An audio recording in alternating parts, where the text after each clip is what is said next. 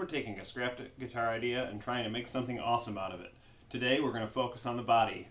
Hello and welcome back to the workshop. I'm not going to bore you too much with explanation today, as we did that in the last video for this build. Now with me, when it comes to builds, it is always an ever-evolving process, so that may not be concrete by the end of it, but that is the basic concept. So without further ado, we're going to get right into it. So in the last video, as far as we got, we added on this tail block to extend the body length and to make it wrap around completely. So today, I'm going to cut out this frame. Now I've already stenciled on what my tracing for my body design is. So what I'm going to want to do is I'm going to want to cut out these channels so that I can join them together at these 2 points on either side. So what I want to do is I want to make it thin, but not acoustic side thin.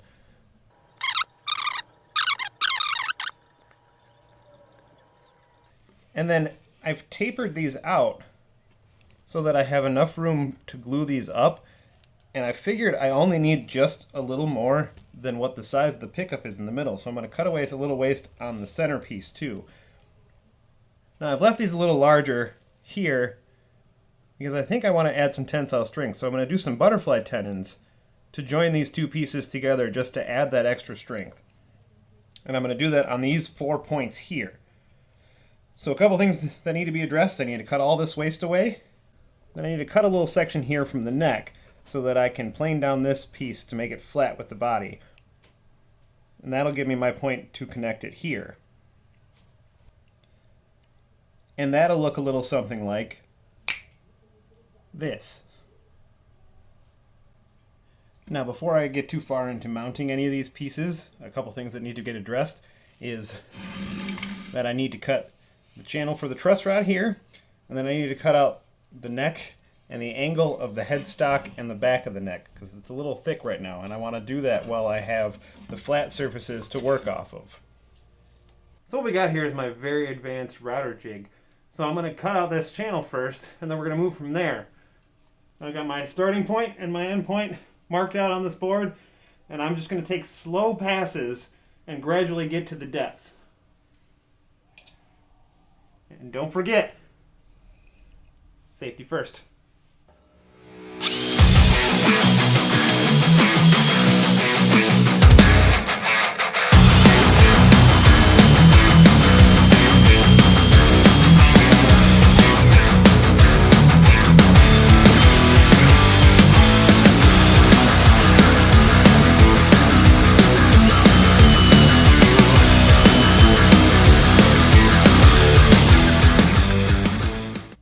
I suggest as you go along, you constantly check the depth just to make sure and see how much more you got to go.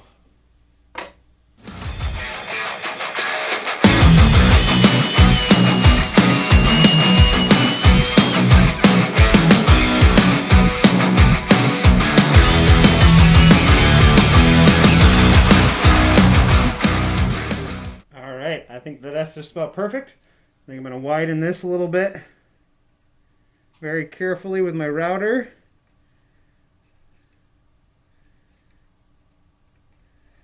Then we'll be able to cut the neck out. After all of that is done, I like to get it as close as I can without going too far, and then I clean up the rest by hand with a hand chisel, just so that I don't go too far into the neck. So now that we got this truss rod roughed in and it fits perfectly, this gives me the opportunity to use these flat ends to cut out the basic neck shape. Obviously not going too far to give me room for shaping later. And then we're going to start worrying about attaching the wings to the body. Now I don't have the best setup to record on the bandsaw, as all my big machines are out in the garage, and it's not ideal for recording.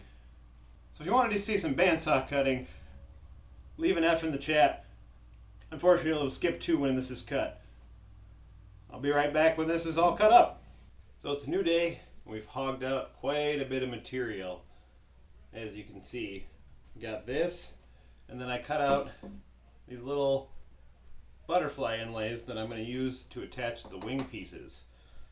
In this state right now, it reminds me of something.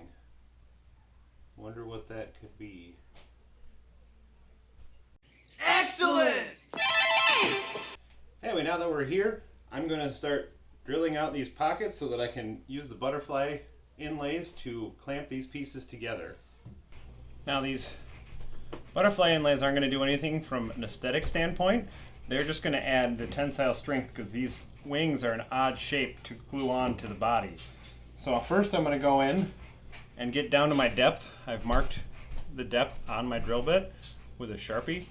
If you could use tape, but I find that tape binds up, so it ends up shifting back what your depth is slowly as you do it.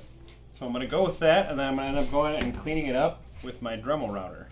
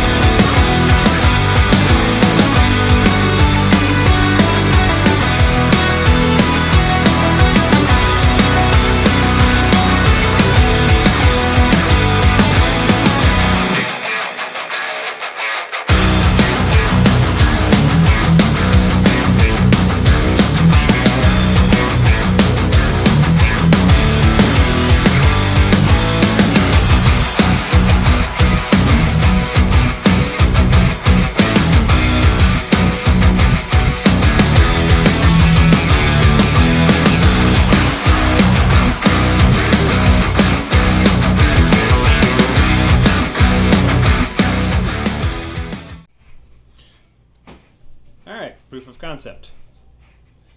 I just got 6 more of those to do.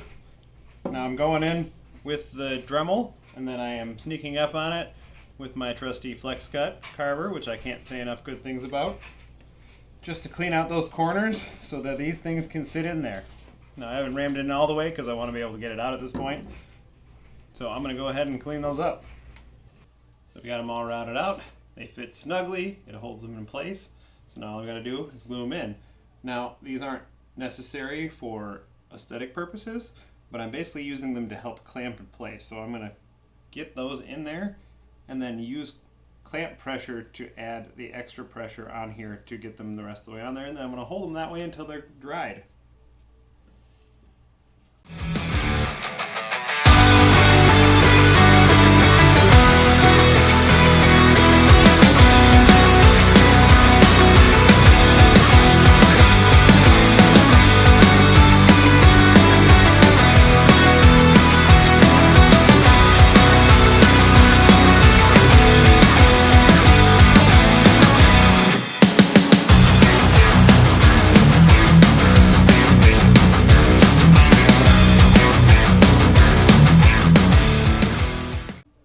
Well, that's drying. I think we'll wrap up this episode. Don't forget to follow along. This guitar has been entered into the Great Guitar Build-Off, and I am just thrilled to take part in that. So please like, comment, and subscribe, and we'll see you next time. Bye.